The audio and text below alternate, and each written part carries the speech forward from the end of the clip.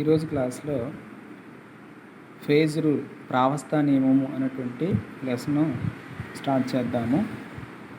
So phase రూల్లో మనం ఏం study చేస్తామనంటే ఒక సిస్టమ్ తీసుకుంటాము. ఆ సిస్టమ్ మీద టెంపరేచర్, ప్రెషర్, కాంపోజిషన్ యొక్క ఎఫెక్ట్ ఏమిటో మనం స్టడీ చేస్తామన్నమాట. ఈ లెసన్ అంతా what is the effect of temperature, pressure, composition on system. ఒక వ్యవస్థ పైన ఉష్ణోగ్రత, పీడనము, సంఘటన యొక్క ప్రభావం ఏ విధంగా ఉంటుందో ఫేజ్ రూల్ లేదా ప్రావస్థా నియమము అనేటువంటి చాప్టర్లో మనం తెలుసుకుంటాము. అసలు ముందు సిస్టమ్ అంటే ఏంటి, వ్యవస్థ అంటే ఏంటి? వ్యవస్థ అంటే అర్థం ఏంటంటే సో విశ్వంలో పరిశీలనకు ఎంచుకున్నటువంటి చిన్న భాగాన్నే ఏమంటామనంటే వ్యవస్థ అని చెప్పేసి అంటాం. A small part in the universe which is under observation is called system. విశ్వంలో మనం పరిశీలనకు ఎంచుకున్న చిన్న భాగాన్నే ఏమంటాం అనమాట, సిస్టమ్, వ్యవస్థ అని చెప్పేసి అని అంటాం.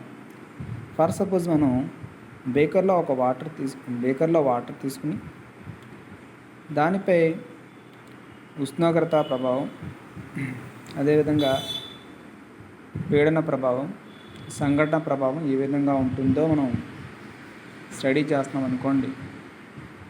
ఇక్కడ వ్యవస్థ ఎవరు అని అంటే నీరు అన్నమాట. నీరుని వ్యవస్థలా తీసుకుంటాం, వాటర్ని వ్యవస్థలా తీసుకుంటాము. సో ఇప్పుడు టెంపరేచర్, ప్రెషర్ యొక్క, అదేవిధంగా కాంపోజిషన్ యొక్క, సంఘటన యొక్క ప్రభావం ఏ విధంగా ఉంటుందో మనం ఈ ఫేజ్ రూల్ అనేటువంటి లెసన్లో నేర్చుకుంటామని చెప్పాం కదా.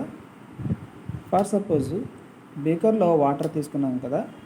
సో బేకర్లో వాటర్ ఏ స్థితిలో ఉంటుంది?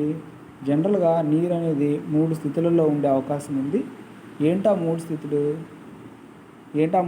అని అంటే ఘన స్థితి అంటే ఐస్ రూపంలో ఉంటుంది, ద్రవ స్థితి మనం చూసేటటువంటి నీరు ద్రవ స్థితిలో ఉంటుంది, అదేవిధంగా బాష్పం స్థితిలో కూడా వేపర్ స్టేట్లో కూడా మనకి నీరు అనేది ఉంటుంది. అంటే నీరు ఈ 3 స్థితుల్లోనూ, ఈ 3 స్టేట్స్లోనూ కూడా మనకి అవైలబుల్గా ఉంటుంది, అవునా కదా.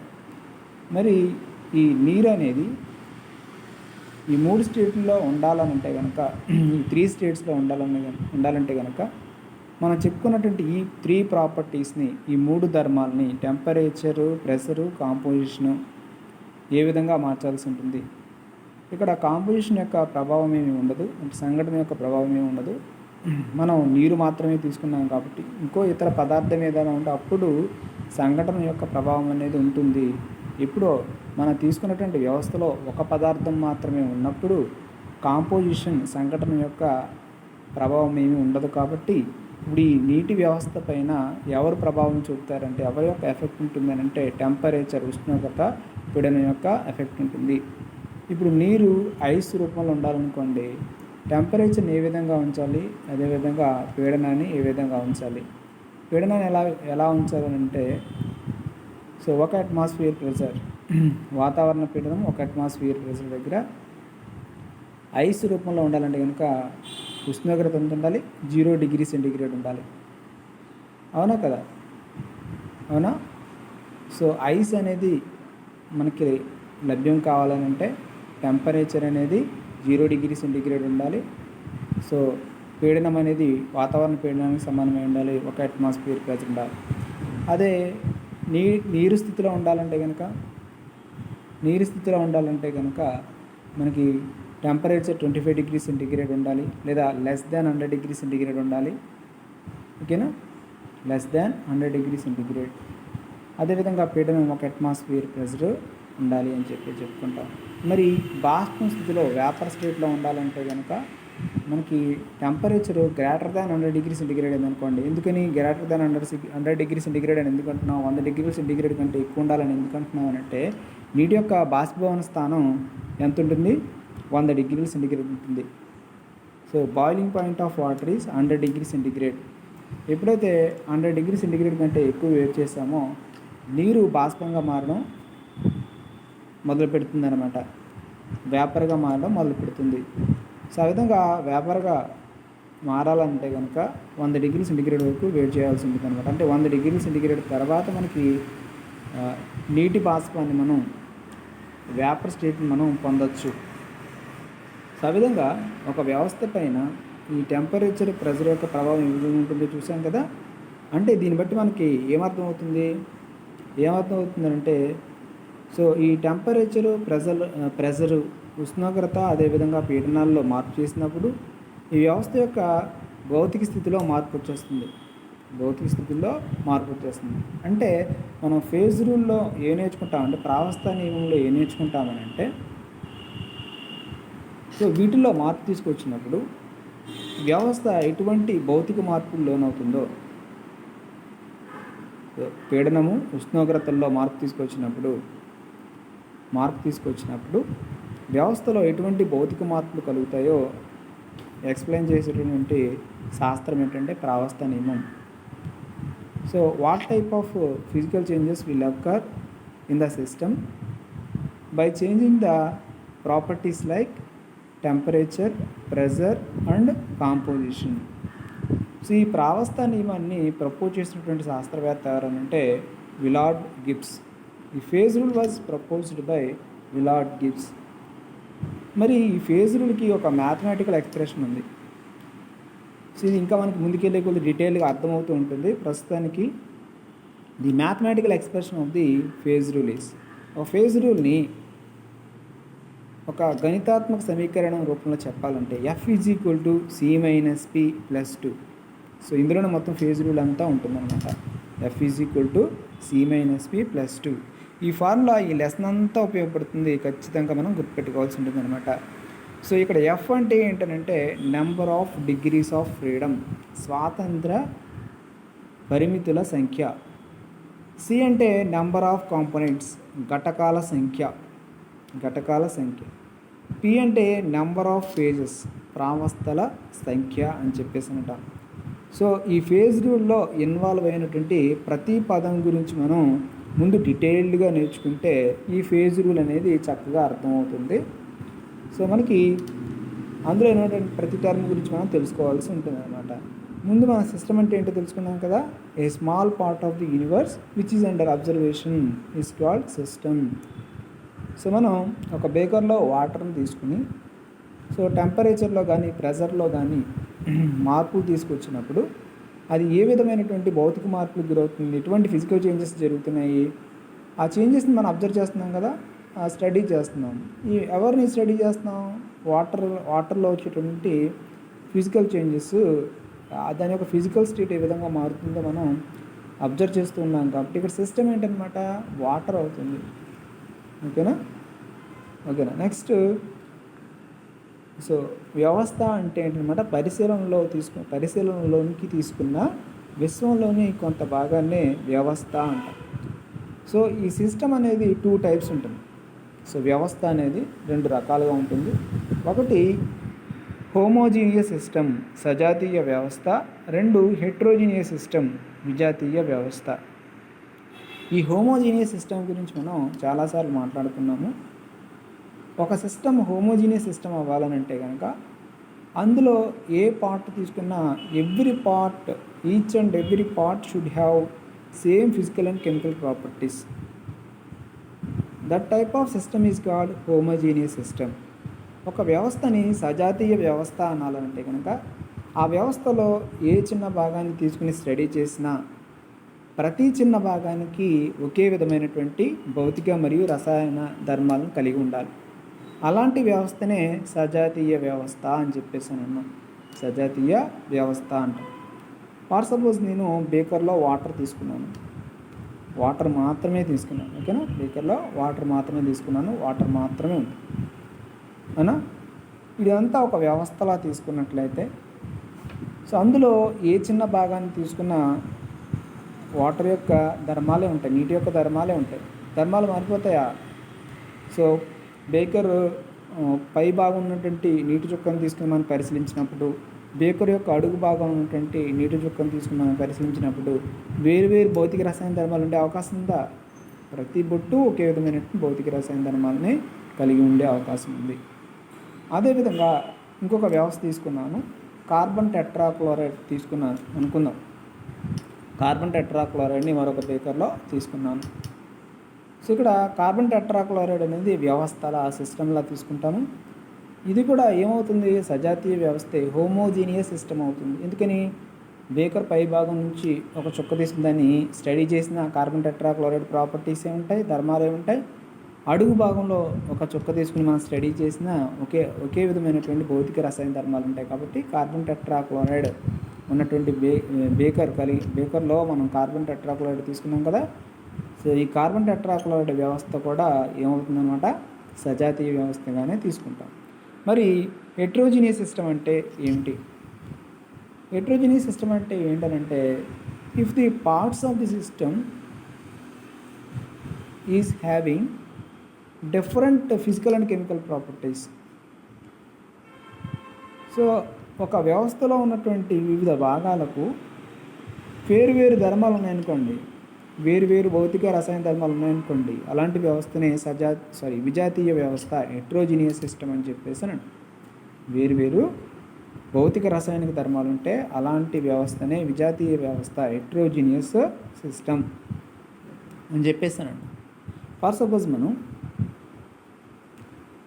వాటర్ తీసుకున్నాం బేకర్లో వాటర్ తీసుకుని దానికి శాండ్ కలిపాం, ఇసుక కలిపాం. సో ఇసుక కలిపినప్పుడు ఇప్పుడు మన బేకర్లో తీసుకున్నటువంటి నీరు ప్లస్ ఇసుక రెండూ కలిపి ఒక వ్యవస్థను ఏర్పరుస్తాయి. ఈ రెండూ కలిపి ఏర్పరిచిన వ్యవస్థ సజాతీయ వ్యవస్థ, విజాతీయ వ్యవస్థ, హోమోజీనియస్ సిస్టమా, హెట్రోజీనియస్ సిస్టమా? హోమోజీనియస్ సిస్టమ్ అయితే ఏమై ఉండాలి? ఆ వ్యవస్థలో ఏ భాగాన్ని తీసుకుని మనం స్టడీ చేసినా ఒకే విధమైనటువంటి భౌతిక రసాయన ధర్మాలను కలిగి ఉండాలి. సో అలా ఉంటుందా? మనం బేకర్లో శాండ్ పోసిన తర్వాత శాండ్ ఏమైపోతుంది? అడుగుకి చేరిపోతుంది కొంత సమయం తర్వాత. బేకర్లో పై భాగాన్ని తీసుకుని మనం అనాలిసిస్ చేస్తే నీటి యొక్క ధర్మాలు ఉంటాయి. అడుగు భాగాన్ని తీసుకుని మనం అనాలిసిస్ చేస్తే కనుక శాండ్ యొక్క ధర్మాలు కలిగి, అంటే ఇది పూర్తిగా ఏమవుతుంది? హెట్రోజీనియస్ సిస్టమ్ అవుతుంది. అంటే ఇసుక అదేవిధంగా నీరు కలిసి ఏర్పరిచినటువంటి వ్యవస్థ ఏదైతే ఉందో ఆ వ్యవస్థ ఏమవుతుందన్నమాట? విజాతీయ వ్యవస్థ అవుతుంది. ఓకేనా? ఇప్పుడు మనం పైన రెండు సజాతీయ వ్యవస్థలకి ఎగ్జాంపుల్గా చెప్పుకున్నాం. హోమోజీనియస్ సిస్టమ్స్కి రెండు ఎగ్జాంపుల్ చెప్పుకున్నాం. ఒక బేకర్లో నీరు తీసుకున్నాము, మరొక బేకర్లో కార్బన్ టెట్రాక్లోరైడ్ తీసుకున్నాము. ఈ రెండు కూడా విడివిడిగా సజాతీయ వ్యవస్థలు. ఇప్పుడు ఏం చేస్తున్నానంటే, ఈ కార్బన్ టెట్రాక్లోరైడ్కి నీటిని కలిపేస్తున్నాను. నీటిని కలిపేసినప్పుడు ఒక కొత్త వ్యవస్థ ఏర్పడుతుంది కదా, అవునా కదా? ఈ కొత్తగా ఏర్పడిన వ్యవస్థలో ఎవరెవరు ఉంటారు? కార్బన్ టెట్రాక్లోరైడ్, నీరు ఉంటాయి. కాకపోతే ఇక్కడ గమనించుకోవాల్సిన విషయం ఏంటంటే, కార్బన్ టెట్రాక్లోరైడ్కి నీటిని కలిపినప్పుడు ఏమవుతుంది? ఈ నీరు అనేది కార్బన్ టెట్రాక్లోరైడ్లో కరగకుండా ఏమవుతుంది అనమాట? వేరుపడిపోతుంది. మనకి స్పష్టంగా రెండింటి మధ్య ఒక లేయర్ కనిపిస్తుంది అనమాట, ఒక పొర కనిపిస్తుంది. ఆ పొర ద్వారా మనం ఏమి అబ్జర్వ్ చేయొచ్చు అంటే, క్రిందేమో కార్బన్ టెట్రాక్లోరైడ్ ఉంది, పైనేమో వాటర్ ఉంది. రెండింటి మధ్య ఒక బౌండరీ ఉంటుందన్నమాట. ఇప్పుడు ఇలా ఏర్పడినటువంటి వ్యవస్థ విజాతీయ వ్యవస్థ, సజాతీయ వ్యవస్థ. సో విజాతీయ వ్యవస్థ, హెట్రోజీనియస్ సిస్టమ్. అవి విడివిడిగా సజాతీయ వ్యవస్థలు, హోమోజీనియస్ సిస్టమ్స్.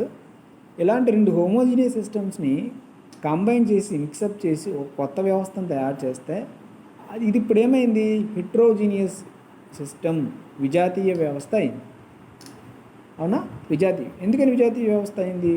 అడుగు భాగంలో ఒక భాగాన్ని తీసుకుని మనం స్టడీ చేస్తే కార్బన్ టెట్రాక్లోరైడ్ యొక్క ప్రాపర్టీస్ ఉంటాయి. పై భాగంలో మనం తీసుకుని స్టడీ చేస్తే ఏముంటాయి? నీటి యొక్క ప్రాపర్టీస్ ఉంటాయి. నీటి యొక్క ధర్మాలను కలిగి ఉంటుంది. అంటే ఈ మొత్తం వ్యవస్థ ఏమవుతుంది ఇప్పుడు విజాతీయ వ్యవస్థ, హెట్రోజీనియస్ సిస్టమ్ అవుతుంది. అనా అర్థమైందా? ఓకే. ఇందులో ఈ హెట్రోజీనియస్ సిస్టంలో 2 హోమోజీనియస్ పార్ట్స్ ఉన్నాయి, 2 సజాతీయ భాగాలు ఉన్నాయి, 2 సజాతీయంగా ఉండే భాగాలు ఉన్నాయి. అవునా కదా? మనం పై భాగాన్ని సెపరేట్ చేసి పైభాగాన్ని మాత్రమే ఇమాజిన్ చేసుకొని పైభాగాన్ని మాత్రమే సెపరేట్ చేసి దాన్ని అనాలిసిస్ చేసాము కదా, ఆ భాగం అంతటికీ కూడా ఆ భాగంలో ఏ చిన్న భాగాన్ని తీసుకున్నా మళ్ళీ ఒకే విధమైనటువంటి భౌతిక రసాయన ధర్మాలు ఉంటాయి. అదేవిధంగా కింద భాగాన్ని వేరు చేసి ఆ ప్రతి భాగాన్ని మనం అనాలిసిస్ స్టడీ చేసినప్పుడు ఒకే విధమైనటువంటి కార్బన్ టెట్రాక్లోరైడ్ యొక్క ధర్మాలు మాత్రమే ఉంటాయి. అవును కదా? అంటే విడివిడిగా అవి సజాతీయ వ్యవస్థలు, ఆ రెండూ కలిసి ఒక విజాతీయ వ్యవస్థను, హెట్రోజీనియస్ సిస్టమ్ని ఏర్పరిచాయని మాత్రం మనం గుర్తుపెట్టుకోవాల్సి ఉంటుంది. ఓకేనా? సజాతీయ వ్యవస్థకి, విజాతీయ వ్యవస్థకి, హోమోజీనియస్ సిస్టమ్కి, హెట్రోజీనియస్ సిస్టమ్కి డిఫరెన్స్ తెలిసింది కదా. ఇప్పుడు ఇది తెలిస్తే మనం ఫేజ్ అంటే ఏంటో నేర్చుకుందాం. ఫేజ్ అంటే ఏంటి, ప్రావస్థ అంటే ఏంటో నేర్చుకుందాం. సో ప్రావస్థ అంటే ఏంటి? ఫస్ట్ మనం దీనికోసం ఒక హెట్రోజీనియస్ సిస్టమ్ని తీసుకోవాలి, ఒక విజాతీయ వ్యవస్థను తీసుకోవాలి. ఆ విజాతీయ వ్యవస్థలో ఏముండాలి? 2 కానీ 2 కంటే ఎక్కువ కానీ సజాతీయ వ్యవస్థలు కలవడం వల్ల ఏర్పడినటువంటి విజాతీయ వ్యవస్థ ఉండాలి. అలాంటి ఎగ్జాంపుల్ని తీసుకుందాం. ఓకేనా? నువ్వు ఒక హెట్రోజీనియస్ సిస్టమ్ని తీసుకో, అందులో ఏముండాలి? 2 or more హోమోజీనియస్ పార్ట్స్ ఉండాలి. ఈ హోమోజీనియస్ పార్ట్స్, ఈ సజాతీయ భాగాలు, సజాతీయంగా ఉండే భాగాలు ఒకదాంతో ఒకటి ఒక సిట్టెన్ బౌండరీ, ఒక సిట్టెన్ సరిహద్దు ద్వారా వేరు చేయబడి ఉండాలి. చూడండి, మనం కార్బన్ టెట్రాక్లోరైడ్కి నీటిని కలిపాం కదా. సో ఈ నీరు కార్బన్ టెట్రాక్లోరైడ్ ఒకదానితో ఒకటి కలవు కాబట్టి సో ఆ రెండింటి మధ్య ఖచ్చితంగా ఒక బౌండరీ మనకు కనిపిస్తుంది అనమాట. ఓకేనా? ఒక బౌండరీ ఖచ్చితంగా కిందున్న భాగమేమో కార్బన్ టెట్రాక్లోరైడ్, పైనున్న భాగమేమో వాటర్ అని చెప్పేసి మనకు స్పష్టంగా ఒక లేయర్ అనేది, ఒక పొర అనేది కనిపిస్తుంది. రెండింటినీ వేరు చేస్తూ ఒక పొర అనేది కనిపిస్తుంది. అలాంటి ఒక బౌండరీ సర్ఫేస్ ఉండాలి. బౌండరీ సర్ఫేస్ ఉంటూ మనం ఈ హోమోజీనియస్ పార్ట్స్ ఉన్నాయని అన్నాం కదా, ఈ ప్రతి హోమోజీనియస్ పార్ట్ ఫిజికల్లీ డిస్టింక్ట్ అంటే అర్థం ఏంటంటే దాన్ని మనం ఫిజికల్గా ఒక హోమోజీనియస్ పార్ట్ నుంచి మరొక హోమోజీనియస్ పార్ట్ని మనం ఫిజికల్గా బై ఫిజికల్ ఎపీరియన్స్ మనం రెండింటినీ వేరు చేయగలగాలి. అంటే మన కంటితో చూసి కానీ వేరే పద్ధతుల ద్వారా కానీ బై ఫిజికల్ ఎపీరియన్స్ వాటిని మనం గుర్తించగలగాలి. చూడండి, ఇప్పుడు మనం తీసుకున్నటువంటి ఎగ్జాంపుల్లో కార్బన్ టెట్రాక్లోరైడ్ అదేవిధంగా పైన ఉన్నటువంటి వాటర్ మనం గమనించినట్లయితే ఈ రెండింటి మధ్య ఖచ్చితంగా బౌండరీ సర్ఫేస్ ఉంది కాబట్టి ఆ బౌండరీ సర్ఫేస్ మన కంటికి కనిపిస్తుంది కాబట్టి ఆ రెండు కూడాను ఏమవుతుంది? Physically distinct. By physical experience they are physically observe the they are different, they are physically distinct. ఓకేనా? నెక్స్ట్, ఈ హోమోజీనియస్ పార్ట్స్ని they must be mechanically separable from other parts. So ఈ విధంగా ఈ 4 ప్రాపర్టీస్ ఉన్నట్లయితే దాన్ని మనం ఫేజ్ అని చెప్పేసి అని అంటాం. ఓకేనా? ఓకే, ఇప్పుడు ఒకసారి తెలుగులో చూద్దాము. సో ప్రావస్థ అంటే ఏంటి? ప్రావస్థ అంటే ఇది ఒక విజాతీయ వ్యవస్థ యొక్క భాగము. అవును కదా? ఒక విజాతీయ వ్యవస్థలో ఒక భాగాన్ని మనం ప్రావస్థ అని అనాలనంటే హెట్రోజీనియస్ సిస్టంలో ఒక పార్ట్ని ఫేజ్ ప్రావస్థ అనాలంటే ఆ ఫేజ్కి ఉండవలసినటువంటి ప్రాపర్టీస్ ఏంటంటే అది విడిగా సజాతీయంగా ఉండాలి. అంటే దాని నుంచి వేరు చేసినప్పుడు ఆ భాగం అంతా సజాతీయంగా ఉండాలి. 2 భౌతికంగా గుర్తించేదిగా ఉండాలి. భౌతికంగా గుర్తించడం అంటే మన కంటితో గుర్తించగలిగేది ఉండాలన్నమాట. నెక్స్ట్, 3వది ఇతర సజాతీయ భాగాల నుంచి, ఆ విజాతీయ వ్యవస్థలో ఉన్నటువంటి ఇతర సజాతీయ భాగాల నుంచి యాంత్రికంగా వేరు చేసేదై ఉండాలి. సో యాంత్రికంగా వేరు చేయడం అంటే అర్థం ఏంటనంటే చూడండి, యాంత్రికంగా వేరు చేయడం అని అంటే హ్యాండ్ పికింగ్, చేతితో ఏరివేయడం కానీ, అంటే ఒక సజాతీయ భాగాన్ని మరొక సజాతీయ భాగం నుంచి వేరు చేయాలంటే హ్యాండ్ బై చేతితో ఎరివేయడం ద్వారా మనం చేయొచ్చు. ఎలా అంటే ఫర్ సపోజ్ ఒక బేకర్లో శాండ్ తీసుకున్నాము. శాండ్ తీసుకుని దాని పై లేయర్లో మనం ఏం తీసుకున్నామంటే సాల్ట్ని తీసుకున్నాం. సాల్ట్ ఏ రంగులో ఉంటుంది? సాల్ట్ వైట్ కలర్లో ఉంటుంది. శాండ్ ఏ రంగులో ఉంటుంది? బ్రౌన్ కలర్లో ఉంటుంది. ఇప్పుడు ఈ శాండ్ అదేవిధంగా సో ఈ సాల్ట్ కలిసి ఏర్పరిచినటువంటి వ్యవస్థ ఏంటి? వ్యవస్థ శాండ్ వాటర్ రెండు కలిపి ఏర్పరిచినటువంటి వ్యవస్థ విజాతీయ వ్యవస్థ అవుతుంది, హెట్రోజీనియస్ సిస్టమ్ అవుతుంది. అవునా? ఇందులో మళ్ళీ 2 హోమోజీనియస్ పార్ట్స్ ఉన్నాయి, 2 సజాతీయంగా ఉండే భాగాలు ఉన్నాయి. ఒక భాగం ఏంటి? సాల్ట్, మనకు తెలుస్తుంది. రెండో భాగం ఏంటి? శాండ్. సో ఈ రెండింటి నుంచి ఒకదాని నుంచి ఒకటి మనం వేరు చేయగలమా? వేరు చేసే పద్ధతులు ఏంటి? సో వేరు చేయాలంటే బై హ్యాండ్ పికింగ్ కూడా వేరు చేయొచ్చు. హ్యాండ్ పికింగ్ అని అంటే స్పూన్తో జాగ్రత్తగా ఆ లేయర్ని పై లేయర్ని సెపరేట్ చేయొచ్చు. స్పాచులాతో పై లేయర్ని సెపరేట్ చేస్తాము. సో ఈ రెండు కలిసిన ఒక లేయర్ ఉంటుంది, ఆ లేయర్ని వేరే బేకర్లోకి తీసుకుని దాన్ని సెపరేట్ చేస్తాం. కింద లేయర్ అంతా మళ్ళీ ఏంటి?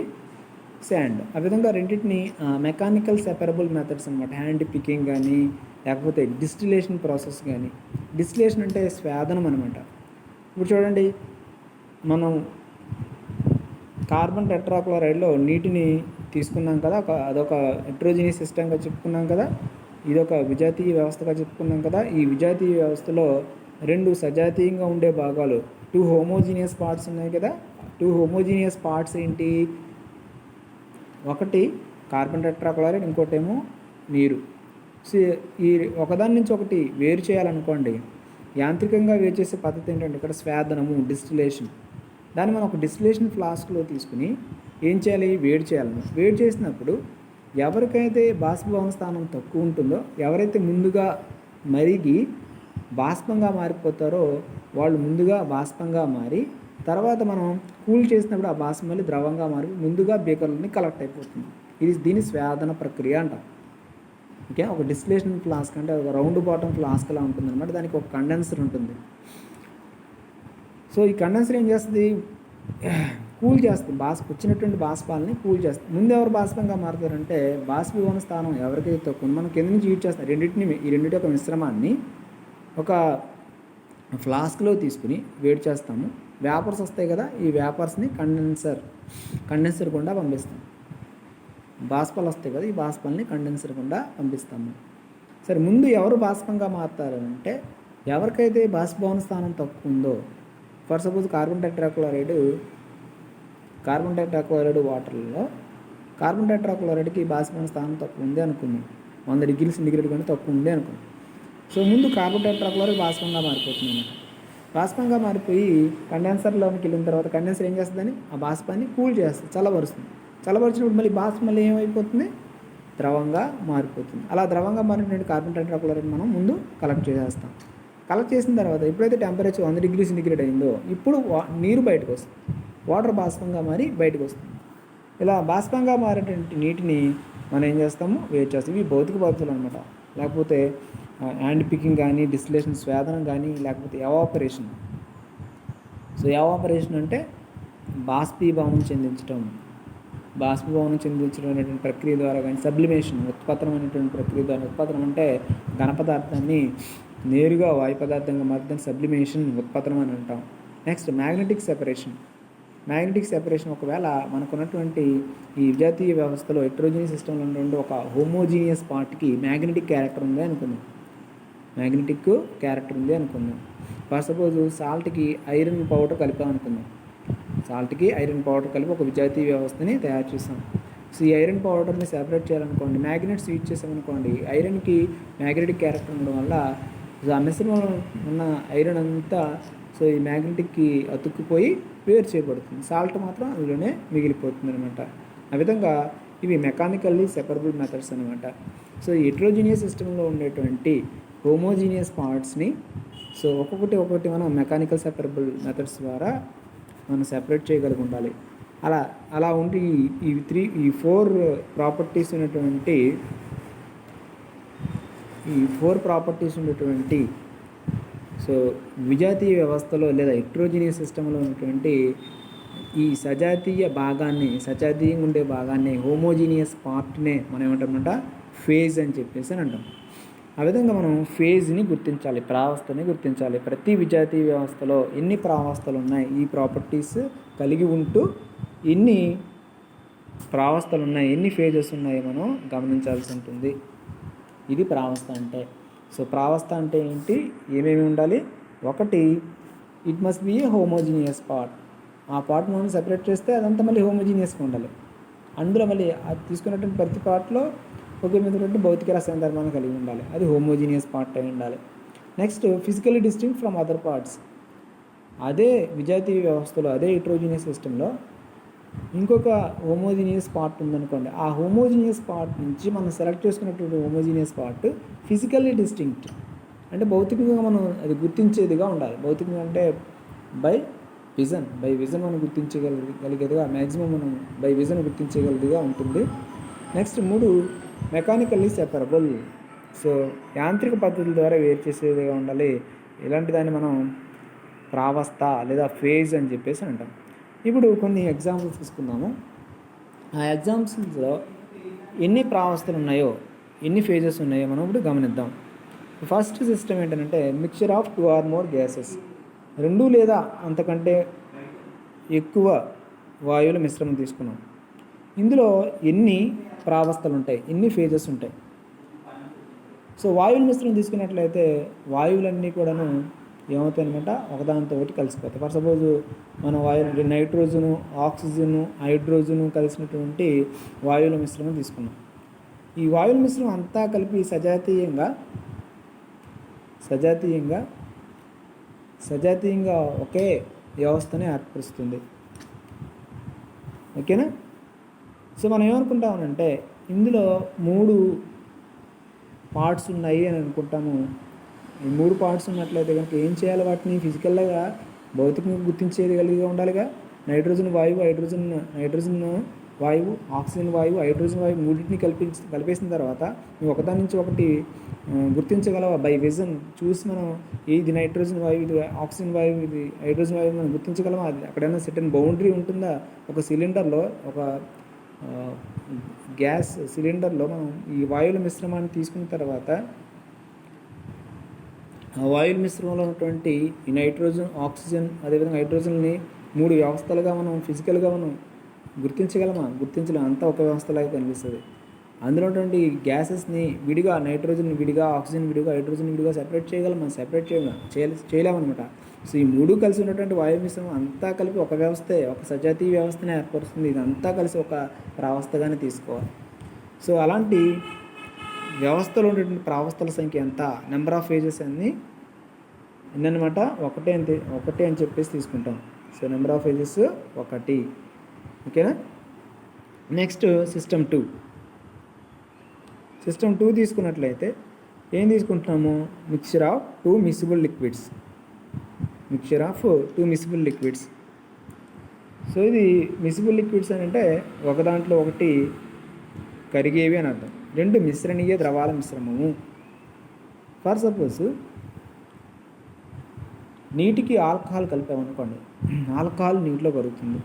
ఒకదాంతో ఒకటి కరిగిపోయేటువంటి ద్రవాలు ఏమన్నమాట, అవి 2 మిశ్రణీయ ద్రవాల మిశ్రమం అవుతుంది. మిక్చర్ ఆఫ్ 2 మిసిబుల్ లిక్విడ్స్ తీసుకుంటాం. ఇందులో ప్రావస్థ సంఖ్య ఎంత? ప్రావస్థ సంఖ్య నువ్వు లెక్క కట్టాలంటే సజాతీయంగా ఉంటూ భౌతికంగా వేరు చేయగలిగేదై ఉంటూ, ఓకేనా? అదేవిధంగా యాంత్రిక పద్ధతుల ద్వారా ఇతర సజాతీయ వ్యవస్థల నుంచి వేరు చేయగలిగేటువంటి భాగాన్నే, విజాతీయ వ్యవస్థలు ఉన్నటువంటి భాగాన్నే ఏమంటారనమాట? ప్రావస్థ, ఫేజ్ అని చెప్పేసి అని. సో ఆల్కహాల్, నీరు 2 కలిసి మనకు ఒకే ఒక సజాతీయ వ్యవస్థను ఏర్పరుస్తుంది. మరి ఆల్కహాల్ని, నీటిని మనం వేరు చేయగలమా? సో ఆల్కహాల్, నీటిని మనం వేరు చేయలేము. ఆల్కహాల్కి నీటిని కలిపిన తర్వాత ఆల్కహాల్ విడిగా, నీరు విడిగా మన కంటికి స్పష్టంగా కనిపిస్తాయా? భౌతికంగా మనం గుర్తించగలమా? Is they are physically distinct కాదు. సో మెకానికల్ మెథడ్స్ ద్వారా వాటిని సెపరేట్ చేయగలమా? రెండింటిని సెపరేట్ చేయలేము. ఓకేనా? సో కాబట్టి సిస్టమ్ టూలో అంటే మిక్చర్ ఆఫ్ టూ మిసిబుల్ లిక్విడ్స్లో నెంబర్ ఆఫ్ ఫేజెస్ ఎన్ని? నెంబర్ ఆఫ్ ఫేజెస్ ప్రావస్థల సంఖ్య ఒకటే, ఎందుకంటే రెండూ కలిపి ఒక సజాతీయ వ్యవస్థను ఏర్పరుస్తుంది కాబట్టి సో ప్రావస్థల సంఖ్య ఎంత? ఒకటే అవుతుంది. First mixture of two immiscible liquids తీసుకున్నాం. Mixture of two immiscible liquids. So mixture of two immiscible liquids తీసుకున్నప్పుడు రెండు అమిశ్రణీయ ద్రవాల మిశ్రమం తీసుకున్నాం. ఫర్ సపోజ్ కార్బన్ టెట్రాక్లోరైడ్ నీరు తీసుకున్నట్లయితే కార్బన్ టెట్రాక్లోరైడ్ నీటిలో కరగదు, అవునా? సో అప్పుడు ఏమవుతుంది? కార్బన్ టెట్రాక్లోరైడ్ అదేవిధంగా వాటర్ విడివిడిగా కనిపిస్తాయి మనకి. ఈ విధంగా వాటర్ విడివిడిగా కనిపిస్తాయి. ఈ రెండింటి మధ్య ఒక బౌండరీ సర్ఫేస్ మనకు స్పష్టంగా కనిపిస్తుంది అనమాట. సో ఇప్పుడు ఇవి రెండు వేరు ప్రావస్థలను ఏర్పరిచే అవకాశం ఉంది. మనం అనుకున్నటువంటి ప్రాపర్టీస్ ఉన్నాయో లేదో చూద్దాం. సో ఇది ఒక విజాతీయ వ్యవస్థ. ఈ విజాతీయ వ్యవస్థలో రెండు హోమోజీనియస్ పార్ట్స్ ఉన్నాయి. పైన ఒక హోమోజీనియస్ పార్ట్, కింద ఒక హోమోజీనియస్ పార్ట్. ఈ రెండింటిని ఒకదాని నుంచి ఒకటికి మనం by physically distinct, by vision మన కంటితో చూసి రెండు వేరు భాగాలను మనం చెప్పేయచ్చు. ఎలా అంటే రెండింటి మధ్య ఒక సరిహద్దు ఉంటుందన్నమాట. ఇది మనకి స్పష్టంగా అనిపిస్తుంది. ఇది సరిహద్దు ఒక పొర ఉంటుందన్నమాట. ఇది మనకి స్పష్టంగా కనిపిస్తుంది. అదేవిధంగా ఈ రెండింటిని ఒకదాని నుంచి ఒకటి యాంత్రికంగా మనం వేరు చేయగలమా? మెకానికల్ మెథడ్స్ యూజ్ చేసి మనం వేరు చేయగలం కదా. డిస్టిలేషన్ అనేటువంటి మెథడ్, స్వేదన అనేటువంటి ప్రక్రియను ఉపయోగించి వేరు చేయొచ్చు. ఆ విధంగా ఈ విజాతీయ వ్యవస్థలో ఉన్నటువంటి సజాతీయ భాగాల సంఖ్య, the number of homogeneous parts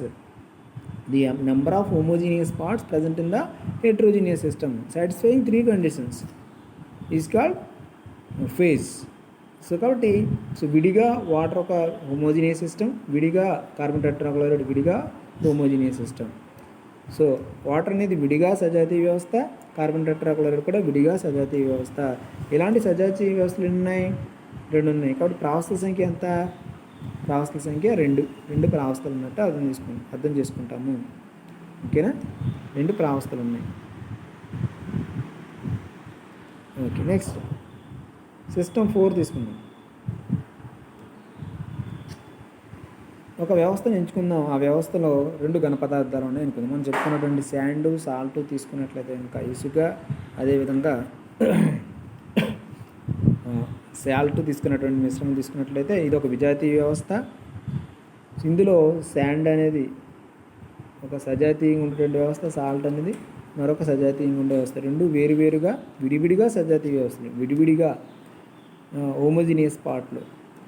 so ఈ హోమోజీనియస్ పార్ట్లు ఫిజికల్ డిస్టింక్టివ్ కదా, ఎందుకంటే వాటి బై కలర్, వాటి యొక్క కలర్ని బట్టి ఒక సాల్ట్ ఏమో వైట్ కలర్లో ఉంటుంది, శాండ్ ఏమో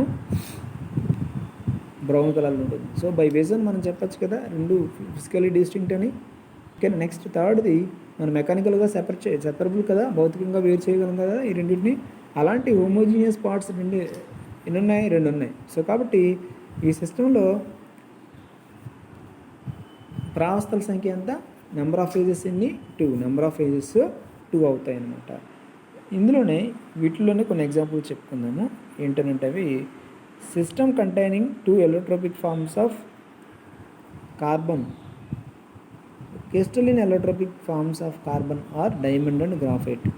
కార్బన్ యొక్క స్ఫటిక రూపాంతరాలు ఏంటి? Diamond, graphite. ఈ డైమండ్, గ్రాఫైట్ రెండు కూడా ఏ స్థితిలో ఉంటాయి? సాలిడ్ స్టేట్లో ఉంటాయి. ఓకేనా? సో ఈ రెండు డైమండ్, గ్రాఫైట్ కలిపినటువంటి వ్యవస్థ ముందు విజాతీయ వ్యవస్థ.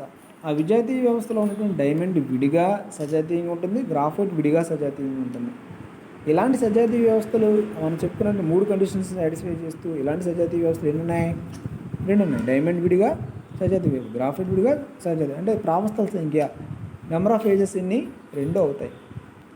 ఓకేనా? మనం అనుకున్నటువంటి 3 కండిషన్స్ ఒకసారి చూస్తే డైమండ్ నుంచి గ్రాఫైట్ని మనం వేరు చేయలేదా? ఎందుకనంటే డైమండ్కి షైన్ ఎపీరియన్స్ ఉంటుంది, గ్రాఫైట్కి డల్ ఎపీరియన్స్ ఉంటుంది. మన ఫిజికల్లీ డిస్టింక్ట్, రెండింటిని వేరు చేయగలము బై విజన్.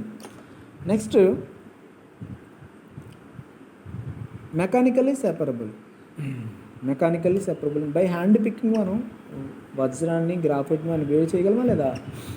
కొన్ని పెన్సిల్ ముక్కల్ని, ఓకేనా, పెన్సిల్లో గ్రాఫైట్ ఉంటుంది, వజ్రం తెలుసు మీకు, రెండింటిని కల్పించిన మిశ్రమం ఇచ్చాను. ఇందులో వజ్రం ఏదో గ్రాఫైట్ ఏదో మనం బై హ్యాండ్ పికింగ్ చేతితో ఏరివేయడం ద్వారా మనం వేరు చేయగలం లేదా? అప్పుడు ఆ 2 హోమోజీనియస్ పార్ట్స్ మెకానికల్లీ సెపరబుల్లా కాదా, యాంత్రికంగా వేరు చేసామా లేదా, అలా 3 కండిషన్స్ సాటిస్ఫై చేసింది కాబట్టి డైమండ్ విడిగా ఒక సజాతీయ వ్యవస్థ, గ్రాఫైట్ విడిగా ఒక సజాతీయ వ్యవస్థ. అలాంటి సజాతీయ వ్యవస్థలు ఎన్ని ఉన్నాయి? 2 ఉన్నాయి. ఎప్పుడూ కూడా మనం గుర్తుపెట్టుకోవాల్సింది ఏంటంటే, మన వ్యవస్థలో కనుక ఘనపదార్థాలు ఉంటే ప్రతి ఘనపదార్థం ఒక ప్రావస్థగా తీసుకోవాల్సి ఉంటుంది. ప్రతి ఘనపదార్థాన్ని ఒక ప్రావస్థగా తీసుకోవాల్సి ఉంటుంది అనమాట. మన వ్యవస్థలో, మన సిస్టంలో కనుక if the system containing 2 or more solids, every solid should be taken as the ఫేజ్గా తీసుకోవాల్సి ఉంటుంది. సో ఫర్ సపోజ్ సల్ఫర్ యొక్క ఎలక్ట్రిక్ ఫార్మ్స్ తీసుకున్నట్లయితే సల్ఫర్ రూపాంతరాలు 4 ఉంటాయి. ఏంటా 4? మోనోక్లినిక్. ఇవి 4 కూడా ఏంటంటే మోనోక్లినిక్, రాంబిక్, లిక్విడ్ ద్రవము, వేపర్, బాష్పము. ఈ 4 ప్రావస్థలు చూడండి. మోనోక్లినిక్, రాంబిక్ ఘనపదార్థాలు. ప్రతి ఘనపదార్థం ఒక ప్రావస్థను ఏర్పరుస్తుంది కదా. సో కాబట్టి మోనోక్లినిక్ ఒక ప్రావస్థ, రాంబిక్ ఒక ప్రావస్థ. అదేవిధంగా ద్రవం మనకు స్పష్టంగా తెలిసిపోతుంది. ఈ 4 తీసుకున్నటువంటి వ్యవస్థను తీసుకున్నట్లయితే ద్రవం మనం వేరు చేయగలం లేదా, బాష్పం మనం తెలుస్తుంది లేదా. ద్రవం విడిగా ఉంటుంది, దాని బాష్పము బై విజన్ కంటితో మనము ద్రవానికి బాష్పానికి ఉన్నటువంటి బౌండరీ సర్ఫేస్ మనకు స్పష్టంగా తెలుస్తుంది. మోనోక్లినిక్, రాంబిక్, ఓకేనా. మోనోక్లినిక్, రాంబిక్ ఘనపదార్థాలు కాబట్టి ఆ ఘనపదార్థాల మధ్య ఉన్నటువంటి బౌండరీ సర్ఫేస్ మనకి స్పష్టంగా అనిపిస్తుంది. అంటే సల్ఫర్ యొక్క రూపాంతరం కలిగినటువంటి వ్యవస్థ తీసుకుంటే అదొక విజాతీయ వ్యవస్థ.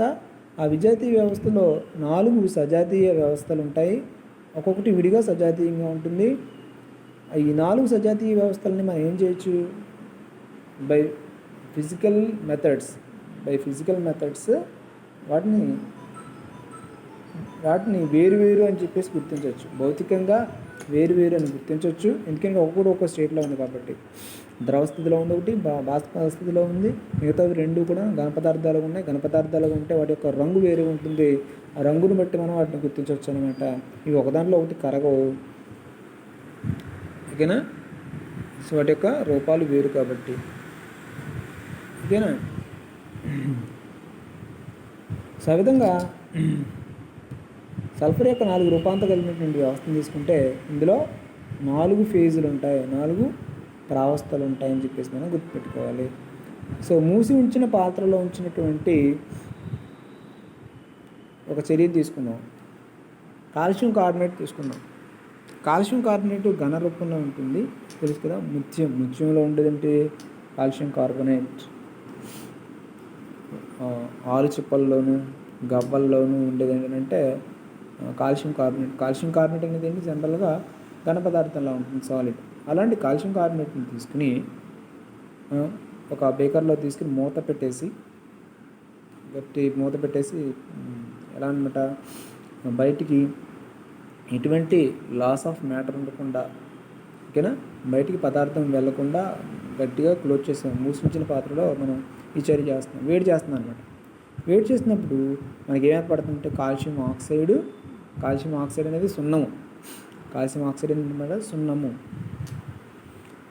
అది కూడా ఘన పదార్థము, సాలిడ్, ఎస్ అని రాసిన బ్రాకెట్లో, ప్లస్ CO2 వాయువు కూడా ఏర్పడుతుంది. సో మూసించిన పాత్రలో చేస్తున్నాం కాబట్టి ఈ ఏర్పడిన కాల్షియం ఆక్సైడు, అదేవిధంగా కార్బన్ డైఆక్సైడు తిరిగి చర్య జరిపి మళ్ళీ వెనక్కి కాల్షియం కార్బోనేట్ని ఏర్పరుస్తుంది. అంటే ఇది ఒక సమతా స్థితి వద్ద జరిగేటువంటి చర్య అనమాట. సమతా స్థితి వద్ద ఈ 3 పదార్థాలు ఉంటాయి. ఏంటి? ఘన రూపంలో ఉన్నటువంటి కాల్షియం కార్బోనేట్, ఘన రూపంలో ఉన్నటువంటి సాలిడ్ ఫామ్లో ఉన్నటువంటి కాల్షియం ఆక్సైడ్, వాయు రూపంలో ఉన్నటువంటి గ్యాస్ ఫామ్లో ఉన్నటువంటి కార్బన్ డైఆక్సైడ్. ఈ 3 రూపాలు ఉంటాయి. సో ఈ 3 రూపాలు కలిగినటువంటి వ్యవస్థ తీసుకున్నట్లయితే ఆ వ్యవస్థలో ప్రావస్థల సంఖ్య ఎంత, ఫేజెస్ ఎన్ని? ఇందులో ప్రతి ఘన పదార్థము every solid forms a separate phase. ఇందులో ఎన్ని ఘన పదార్థాలు ఉన్నాయో ప్రతి ఘన పదార్థం విడిగా ఒక ప్రావస్థను ఏర్పరుస్తుంది. గ్యాస్ అదొక ప్రావస్థ, వాయు రూపంలో కూడా అదొక ప్రావస్థను ఏర్పరుస్తుంది. సో మొత్తం ఎన్ని ప్రావస్థలు ఉన్నప్పుడు 2 ఘన పదార్థాలు ఉన్నాయి, 2 ప్రావస్థలు ప్లస్ 1 వాయు పదార్థం, అది 3 ప్రావస్థలు ఉంటాయి. నెంబర్ ఆఫ్ ఫేజెస్ ఎన్ని ఉన్నాయి ఈ వ్యవస్థలో? Number of phases is equal to 3. అదేవిధంగా సిస్టమ్ నెంబర్ 6 తీసుకుందాం. క్లోజ్డ్ వెసల్లోనే చేస్తున్నాం ఈ చర్య కూడా. అమ్మోనియం క్లోరైడ్ తీసుకున్నాం. అమ్మోనియం క్లోరైడ్ ఏ స్థితిలో ఉంటుంది? సాలిడ్ స్టేట్లో ఉంటుంది. ఈ సాలిడ్ స్టేట్లో ఉన్నటువంటి ఘన పదార్థంగా ఉన్నటువంటి అమ్మోనియం క్లోరైడ్ని వేడి చేస్తున్నాం. వేడి చేసినప్పుడు ఇది ఎలా మారుతుందంటే అమ్మోనియా వాయువుగా, హెచ్సిఎల్ వాయువుగా, అమ్మోనియా గ్యాస్గా, హెచ్సిఎల్ గ్యాస్గా మారుతుంది అనమాట. అవునా? ఈ రెండు గ్యాస్లు కాబట్టి, సో మళ్ళీ మూసి ఉంచిన పాత్రలో చేస్తున్నాం కాబట్టి అమ్మోనియా వాయువు హెచ్సిఎల్ వాయువుతో చర్య జరిపి మళ్ళీ తిరిగి వెనక్కి మనకి ఎవరిని ఏర్పరుస్తుంది అంటే అమ్మోనియం క్లోరైడ్ సాలిడ్ని ఏర్పరుస్తుంది. అంటే ఈ చర్య సమతా స్థితి వద్ద ఈక్విలిబ్రియం దగ్గర జరిగేటువంటి చర్య. అంటే ఈక్విలిబ్రియం దగ్గర అమ్మోనియం క్లోరైడ్ సాలిడ్ ఉంటుంది, అదేవిధంగా అమ్మోనియా గ్యాస్ హెచ్సిఎల్ గ్యాస్ యొక్క మిశ్రమం ఉంటుంది.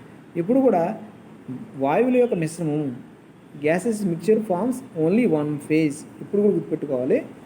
సో సాలిడ్స్ సెపరేట్ ఫేజ్ని ఫామ్ చేస్తే గ్యాసెస్ యొక్క మిక్చర్ ఒక ఫేజ్ని ఫామ్ చేస్తాయి. ఇక్కడ రెండు గ్యాసెస్ ఉన్నాయి, ఆ రెండు గ్యాసెస్ కలిపి ఒక ఫేజ్ని ఫామ్ చేస్తాయి. సో ఇదంతా ఒక ఫేజ్, ఓకే, ఇదంతా ఒక ఫేజ్. అమ్మోనియం క్లోరైడ్ సాలిడ్ ఒక ఫేజ్. మొత్తం నెంబర్ ఆఫ్ ఫేజెస్ ఎన్ని ఉన్నాయి? 2 ఫేజెస్ ఉన్నాయి. ప్రావస్థల సంఖ్య ఎంత? 2 అన్నమాట. సో నెక్స్ట్ సిస్టము 7th సిస్టమ్కి ఎగ్జాంపుల్ ఏంటంటే, సో జనరల్గా వాటర్ అనేది, నీరు అనేది 3 ఫామ్స్లో ఎగ్జిస్ట్ అవుతుంది. Water will exist in 3 forms.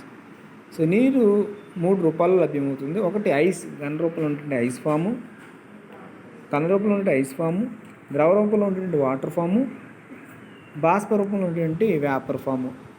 ఓకేనా? సో ఇప్పుడు ఐస్ని తీసుకున్నాం. ఐస్ని తీసుకుని ఏం చేసాము? 0 డిగ్రీ సెంటీగ్రేడ్ వరకు ఏం చేసామంట? వేడి చేసాం. సో వేడి చేసినప్పుడు 0 డిగ్రీ సెంటీగ్రేడ్ అట్ అయిన తర్వాత ఐస్ నెమ్మదిగా వాటర్గా మారుతుంది. ఐస్ నెమ్మదిగా ఏమవుతుందంటే వాటర్గా మారుతుంది. సో ఈ వాటర్ 0 డిగ్రీ సెంటీగ్రేడ్ దగ్గర ఈ ఐస్ ఘన రూపంలో ఉన్నటువంటి వాటర్, ఘన రూపంలో ఉన్నటువంటి రూపం ఐస్ అనమాట. ద్రవ రూపంలో ఉన్నటువంటి రూపం వాటర్. సో ఈ రెండు రూపాలు కూడా సమతా స్థితిలో ఉంటాయి 0 డిగ్రీ సెంటీగ్రేడ్ దగ్గర. 0 డిగ్రీ సెంటీగ్రేడ్ వాటర్ తీసుకుని 0 డిగ్రీ సెంటీగ్రేడ్ వరకు కూల్ చేస్తామనుకోండి, ఏమవుతుంది? వాటర్ ఐస్ అవుతుంది కదా కూల్ చేస్తే. ఐస్ తీసుకుంటే ఐస్ యొక్క మెల్టింగ్ పాయింట్ ఎంత? ఐస్ యొక్క మెల్టింగ్ పాయింట్, ద్రవీభవన స్థానం ఎంత? అది కూడా 0 డిగ్రీ సెంటీగ్రేడ్. అంటే 0 డిగ్రీ సెంటీగ్రేడ్ దగ్గర ఐసు అదేవిధంగా వాటరు రెండూ కూడా ఏంటన్నమాట? సమతా స్థితిలో ఉంటాయి 0 డిగ్రీ సెంటీగ్రేడ్ దగ్గర. అంటే సమతా స్థితి వద్ద ఐస్ రూపం ఉంటుంది, వాటర్ రూపం రెండూ ఉంటాయి. మరి ప్రావస్థల సంఖ్య ఎంత? 2. చూడండి, ఐస్ని వాటర్ని మనం భౌతికంగా వేరు చేయగలమా? మీకు ఐస్ వాటర్ ఇచ్చే రెండింటిని కలిపి మిశ్రమం ఇచ్చాము. ఐస్ విడిగా మనం వాటర్లో ఐస్ అనేది తేలియాడుతుంది, ఘన రూపంలో ఉన్నటువంటి ఐస్ తేలియాడుతుంటుంది, వాటర్ విడిగా ఉంటుంది. అవునా? మనం భౌతికంగా బై విజన్ కంటితో చూసి ఐస్ విడిగా, అదేవిధంగా నీరు విడిగా మనం గుర్తించగలం కదా. అదేవిధంగా mechanical separable methods, by hand picking ఐస్ని చేతితో తీసేసి వేరు చేయగలమా లేదా ఐస్ని వాటర్ నుంచి? అంటే ఇప్పుడు ఐస్ ఒక ప్రావస్థ, వాటర్ ఒక ప్రావస్థ. ఐస్ ఒక ప్రావస్థ, వాటర్ ఒక ప్రావస్థ. సో ఈ వ్యవస్థలో ఎన్ని ప్రావస్థలు ఉన్నాయి? 2 ఉన్నాయి. అదేవిధంగా వాటరు, వేపరు సమతా స్థితిలో ఉన్నటువంటి ఒక వ్యవస్థను తీసుకుందాం. ఫర్ సపోజ్ వాటర్ని తీసుకుని 100 డిగ్రీ సెంటీగ్రేడ్ వరకు వేడి చేసాం అనుకోండి. వేడి చేసినప్పుడు నెమ్మదిగా ఏమవుతుంది? వాటర్ వేపర్గా మారడం ప్రారంభిస్తుంది. అంటే 100 డిగ్రీల సెంటీగ్రేడ్ దగ్గర వ్యవస్థలో, సిస్టంలో వాటర్ ఉంటుంది, వేపర్ ఉంటుంది, రెండూ ఉంటాయి. సో అలాంటి వ్యవస్థలో, అలాంటి సిస్టంలో నెంబర్ ఆఫ్ ఫేజెస్ ఎన్ని ఉన్నాయి? వాటర్ విడిగా ఒక ఫేజ్, వేపర్ విడిగా ఒక ఫేజ్, ద్రవ రూపంలో ఉంటే వాటర్ ఒక ఫేజ్, బాష్ప రూపంలో ఉంటే వేపర్ మరొక ఫేజ్. రెండింటి మనం చక్కగా గుర్తించవచ్చు, 2 ఫేజ్ని విడిగా గుర్తించవచ్చు. ఓకేనా? సో ఆ విధంగా వాటర్ని, వేపర్ని మనం బై ఫిజికల్ మెథడ్స్ భౌతికంగా గుర్తించవచ్చు, బై మెకానికల్ సెపరబుల్ మెథడ్స్ వేరు చేయొచ్చు కూడా. సో ఆ విధంగా నెంబర్ ఆఫ్ ఫేజెస్ ఎన్ని ఉన్నాయి? ఇక్కడ ప్రావస్థల సంఖ్య 2 అని చెప్తాము. ఈ సిస్టంలో 2. ఫస్ట్ సపోజ్ కొన్ని సందర్భాల్లో ఐసు, వాటర్, వేపర్ 3 కూడా ఉన్నాయి, 3 కూడా ఈక్విలిబ్రియంలో ఉన్నాయని అనుకుందాం, 3 కూడా ప్రావస్థలో ఉన్నాయని అనుకుందాం. ఇలా మూడు ఉన్నటువంటి ఈక్విలిబ్రియం ప్రావస్థ ఎగ్జిస్ట్ అవ్వాలంటే దీని మంచి కండిషన్స్, ఒక ఫిక్స్డ్ కండిషన్స్ మనం మెయింటైన్ చేయాల్సి ఉంటుంది. ఆ ఫిక్స్డ్ కండిషన్స్ ఏంటో నేను ముందుకెళ్ళేవాళ్ళు చెప్తాను. ఓకేనా? ఇప్పటివరకు మనం ఐస్ వాటర్ రెండు ప్రావస్థలు ఉండాలంటే ఏం చేయాలి? 0 degree centigrade temperature, water vapour రెండు ప్రావస్థలు ఉండాలంటే కనుక 100 డిగ్రీ సెంటిగ్రేడ్ అని చెప్పుకున్నాం. మరి మూడు ప్రావస్థలు ఉండాలంటే ఎటువంటి కండిషన్స్ మనం మెయింటైన్ చేయాలి? అది ముందుకెళ్ళేవాళ్ళు చెప్పుకున్నాము. ఒక కండిషన్స్లో ఈ మూడు కూడా సంతాస్థితిలో ఉంటాయన్నమాట. ఈ వాటర్ యొక్క మూడు రూపాలు సమతాస్థితిలో ఉంటాయి. అప్పుడు ఆ వ్యవస్థలో ఈ మూడు రూపాలు ఉంటాయి. అప్పుడు నెంబర్ ఆఫ్ ఫేజెస్, ప్రావస్థల సంఖ్య ఎంత అవుతుంది? 3 అవుతుంది అనమాట. ఈ వ్యవస్థలో ఉన్నటువంటి ప్రావస్థల సంఖ్య 3 అవుతుంది. ఈ విధంగా ప్రతి సిస్టంలో ఉన్నటువంటి number of phases by definition ఈజీగా మనం గుర్తించవచ్చు. అర్థమైంది కదా? నెంబర్ ఆఫ్ ఫేజెస్ అర్థమైతే మిగతా number of components, number of degrees of freedom, ఘటకాల సంఖ్య, అదేవిధంగా స్వాతంత్ర పరిమితుల సంఖ్య అర్థమైపోతుంది. దాని నుంచి మనం ఫేజ్ రూల్ అప్లై చేయొచ్చు అనమాట. F = C-P+2 అనేటువంటి ఫేజ్ రూల్ మనం అప్లై చేయొచ్చు. సో నెక్స్ట్ క్లాస్లో మనం నెంబర్ ఆఫ్ కాంపోనెంట్స్ గురించి చెప్పుకుందాం. Thank you.